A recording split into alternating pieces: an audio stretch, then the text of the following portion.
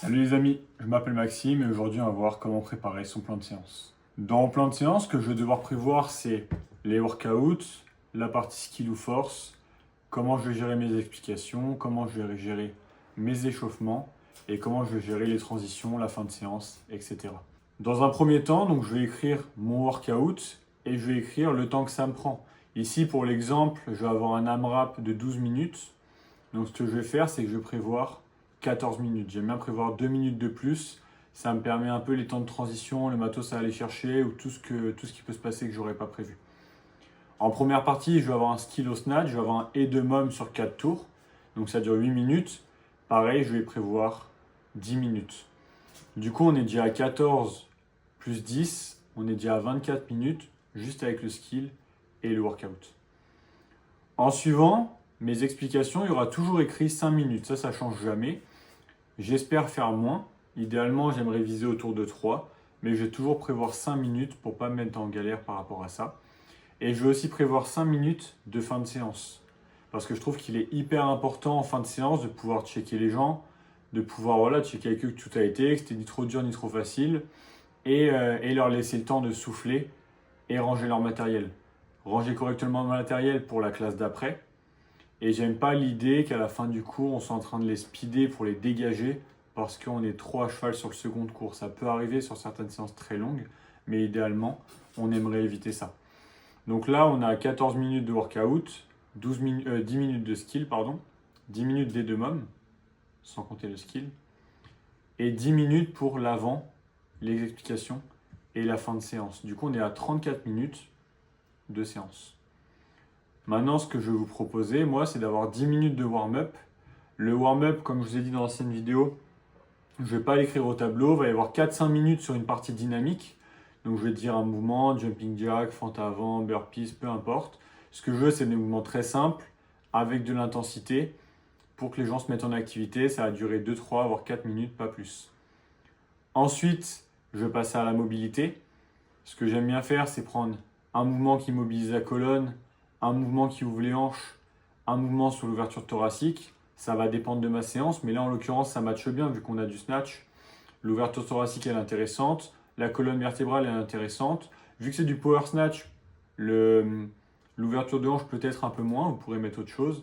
Mais voilà, j'essaie d'avoir entre 2 et 3 mouvements de mobilité qui vont être en accord avec mon workout. À la suite de ça, donc là c'est mon partie activation, j'appelle ça l'activation. Je vais passer au warm-up spécifique de ma première partie. Aujourd'hui c'est du snatch, toutes les 2 minutes on part et ils partent sur des power snatch. Donc ce que je vais faire, c'est que je vais leur demander d'aller chercher une barre et je vais prévoir 10 minutes pour décomposer le snatch. Là je parle d'haltérophilie parce que je voulais parler du Burgener. Le Burgener c'est une marque, si je ne me trompe pas, qui faisait le crossfit, qui faisait l'haltérophilie du crossfit. Et ce qui m'intéresse énormément, c'est leur Burgener warm-up sur le skill, sur le snatch ou sur le clean. Ce que j'aime bien, c'est le modifier légèrement en fonction de ce que j'ai besoin pour la séance, mais globalement, on va voir le pull, on va voir le high pull, on va voir la transition, donc soit le passage des coudes, soit le passage en overhead. On va commencer à faire des snatchs, soit en front rack, soit en overhead squat. Et ensuite, on va faire pareil en hang, pareil en départ du sol si c'est intéressant pour aujourd'hui. Et donc, je vous invite vraiment à mettre ça en place parce qu'à force de répéter ça, les adhérents progressent énormément. Ce que je fais en général, c'est que je fais 2-3 répétitions par mouvement et j'enchaîne tout. Pull, high pull, le power, le en muscle, je fais mes overhead. Après, je vais proposer en power si c'est intéressant. Je vais proposer en squat snatch si c'est intéressant. Ça, c'est à vous de voir. Mais je pense que c'est une très très bonne méthode pour apprendre à une classe à faire du snatch parce que chaque adhérent pourra trouver son compte là-dessus. Ce que je vous invite à faire quand vous faites ça, c'est une parenthèse un peu longue, mais mettez une barre plus légère parce que du coup, on va pas passer du temps en barre en main. Donc pour les femmes, ça peut être 5-10 kg si vous avez. Les hommes, ça peut être 15 parce que la barre de 20, mine de rien, ou de 15, elle pèse déjà en fonction de nous. Donc voilà, je fais mon skill snatch. J'ai 10 minutes pour ça, donc ça me laisse carrément le temps de faire une partie Burgener, décomposition du mouvement. Et ensuite, de soit les laisser monter en charge en fonction de à combien je vais démarrer les mômes, soit de continuer le skill en diminuant les mouvements, en faisant peut-être que du power avec des pauses, avec des choses, mais sur le mouvement spécifique qui va m'intéresser. Donc voilà, je vais avoir 10 minutes pour ça. Derrière mon et de mom de 8 minutes où j'ai prévu 10. Comme ça, j'ai 2 minutes en rap si j'ai besoin. Et là, il y a le Metcon. Le Metcon, il dure 10 minutes, il dure 12 minutes, pardon, on a prévu 12. Avant le Metcon, je vais proposer un warm-up spécifique. Comme ça, après le skill, ils ont le temps d'enlever quelques poids, de boire un coup. Et le warm-up spécifique, l'idée c'est que je vais les faire tout essayer les mouvements. Là, c'est du power snatch, des burpees et des ski erg. On va imaginer que c'est 10 reps ou 10 calories partout pour que ce soit plus simple. Et donc c'est un WOD full épaule, ça va leur défracter les épaules. Ce qui va m'intéresser, ce que j'aime bien faire, c'est que je vais proposer aux gens de faire la moitié des reps de chaque mouvement en leur donnant des indications de charge. Et du coup, je vais pouvoir voir comment ils bougent. Ils vont faire 2 tours, donc ils vont essayer tous les mouvements. On va pouvoir adapter aux personnes qui doivent adapter. Et à la suite des 2 tours, si moi j'ai bien fait mon taf, que j'ai bien tourné, que j'ai bien regardé, je sais exactement comment ils bougent. Je sais, j'ai vu plus ou moins ce que je voulais voir. Et je sais qu'ils sont en sécurité pour partir sur de l'intensité qui est le workout. Pendant le workout, je vais rester hyper actif. Je vais continuer de tourner partout pour bien évidemment les corriger s'il y a besoin d'être corrigé. Mais ça, on en parlera dans notre podcast. Pardon. Et la fin de la séance, comme j'ai dit au début, je vais prévoir 5 minutes pour laisser aux gens de souffler, pouvoir les checker un à un. Moi, ce que j'aime bien faire à la fin du WOD, c'est que je passe, je les check, je revérifie. Est-ce que ça a été? Pas de douleur, pas de blessure, ok, tout est tranquille. Ok les gars, on a 2 minutes pour ranger. Donc voilà, je les fais ranger. Je les regroupe. Pareil, je leur demande si tout a été, si ça leur a plu. Et nous, sur Bordeaux, ce qui se fait beaucoup, c'est un clap de fin. Donc je dis 3, 2, 1. On tape tous dans les mains et on se check tous. Ce que j'aime beaucoup avec ce clap de fin, c'est que voilà, ça met vraiment fin à la séance. Tout le monde se check, tout le monde se dit bien joué. Et moi, je sais que je peux appeler la classe d'après parce que du coup, quand je fais le clap de fin, c'est que j'ai plus de questions, c'est que je sais que tout le monde va bien.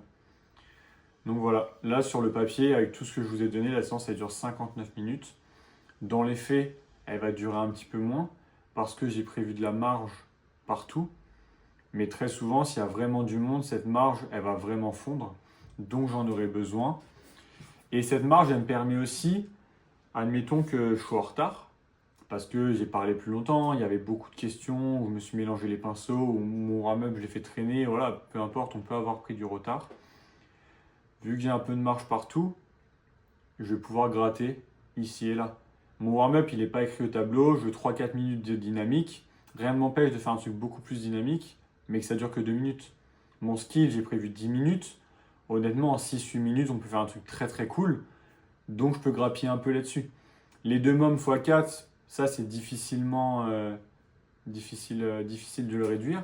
Mais si je vois que ça rentre pas du tout, en fonction de l'intensité et de ce que j'attends vraiment des gens, je peux peut-être descendre à 1 minute 45, voire 1 minute 30. Si c'est vraiment de la force, ils auront besoin des 2 minutes. Mais voilà, je peux peut-être jouer là-dessus. Descendre à 3 tours, là, je ne trouverais pas ça forcément intéressant.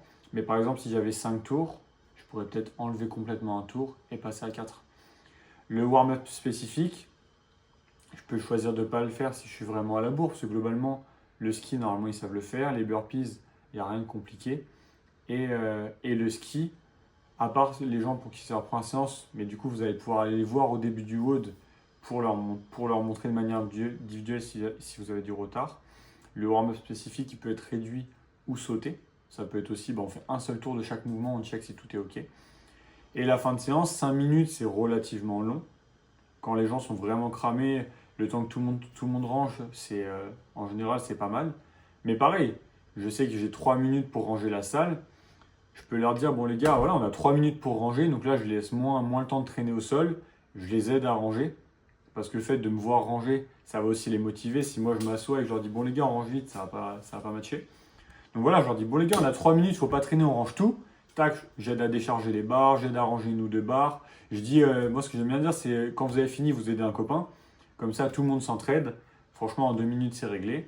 Et là, j'ai 1 minute, voilà, pour leur dire, bah voilà, félicitations, vous avez fait un bête de WOD. Est-ce que tout le monde va bien? Pas de douleur, pas de blessure. Ok, on se fait un clap. 3, 2, 1. Et ça claque. Donc moi, ce que j'ai fait, c'est que sur le drive, j'ai écrit, voilà, explication, activation, warm-up spécifique 1, première partie, warm-up spécifique 2, seconde partie, et fin de séance. Et du coup, dans la première colonne à gauche, à droite de ça, j'écris juste 5, 10, 15, 20, peu importe. Et à la fin, j'ai calculé, ça se calcule automatiquement le nombre de minutes. Comme ça, je vois déjà si mon plan de séance il est cohérent, je n'ai pas à calculer à la tête. Et je vois si mon plan de séance il rentre. J'aimerais qu'il fasse entre 57 et 60 minutes. Des fois, ça peut être moins quand la séance est très courte, mais du coup, en général, si c'est moins, je vais quand même prévoir un finisher ou un warm-up un peu plus long, ou un jeu, ou je ne sais quoi, ou des étirements, ça peut être très cool aussi. Mais voilà, sur le papier, j'aimerais que ce soit entre, on va dire 55 et 60, on va arrondir à ça. Et ça me permet vraiment d'être bien. Dans un second temps, dans même un troisième temps, ce que je vais prévoir sur mon plan de séance, c'est des adaptations. À vrai dire, je le fais de moins en moins parce que avec l'expérience, ça me vient rapidement en tête parce que je l'ai beaucoup fait. Mais pendant des années, je prévoyais déjà des adaptations. Par exemple, mon gars ou ma nana, elle ne peut pas faire de snatch. Qu'est-ce que je lui propose? Est-ce que je garde la barre? Est-ce que je la décharge juste parce que c'est à partir d'un certain poids qu'elle a mal? Honnêtement, mauvaise idée. Est-ce que je la fais passer en clean? C'est pas dit que le front rack aille mieux que l'overhead parce que là, il y a une grosse rotation d'épaule. Là, c'est une flexion-rotation. Donc voilà, est-ce que ça lui correspond mieux? Est-ce que je change d'objet? Le clean à l'haltère, ce sera moins contraignant pour les articulations du poignet et du coude qu'à la barre. Donc est-ce que je lui fais un skill à la barre, aux haltères? Est-ce que je lui change complètement? Je pars sur une variante de squat, une variante de juste deadlift, je peux voir le départ. Est-ce que voilà. Qu'est-ce que je lui propose si elle a les épaules en vrac? Même principe, qu'est-ce que je lui propose si la personne elle a les hanches en vrac, elle a les genoux en vrac? J'essaie de prévoir 3 cas d'adaptation pour tous les problèmes auxquels je pense. Ça prend un peu de temps, mais avec 3 cas d'adaptation de chaque, vous aurez 10 voire 15 adaptations et du coup vous allez couvrir 90% des gens. Vous avez toujours des mecs ou des nanas qui arrivent avec des douleurs très particulières, donc là il faudra réadapter sur le moment. Mais déjà, si vous avez prévu ça, franchement, ça vous sauve pas mal de réflexions et ça vous sauve pas mal de soirées parce que vous avez déjà tout prévu. Et pareil pour le workout, je prépare toujours des variantes de workout parce que j'ai toujours un gars qui ne pourra pas faire les burpees, j'ai toujours un sportif qui ne pourra pas faire les power snatch, j'ai toujours un sportif qui ne pourra pas faire du ski erg. Donc voilà, je prévois d'autres ergos, je prévois des équivalences en calories parce que si c'est du vélo, bah, il fera peut-être un peu plus de calories ou alors un peu plus de distance. Les burpees, bah, ça peut être en gardant les bras tendus dans un premier temps, c'est la pompe qui fait mal. Vu que c'est un burpees over, ça peut être en passant sans sauter. Ça peut être un down and up sur place où je n'ai aucun saut, tu vois, je descends jambe par jambe et je remonte jambe par jambe. Le snatch, du coup, bah, on peut changer d'objet. Peut-être qu'à l'haltère en unilatéral, ça fera moins mal à ma personne. Peut-être que je peux passer sur du clean, peut-être que je peux faire du high pull uniquement, mais là, du coup, ça réduit quand même beaucoup de mouvements. Peut-être que je peux faire du KB swing, peut-être que je vais faire des goblet squats, peut-être que je vais faire des sandbag squats. Libre à vous de changer. Ce que vous voulez, c'est que la personne garde de l'intensité. La partie workout, on veut des mouvements constamment variés, à haute intensité. Donc il faut que les personnes soient très à l'aise avec les mouvements pour pouvoir mettre l'intensité.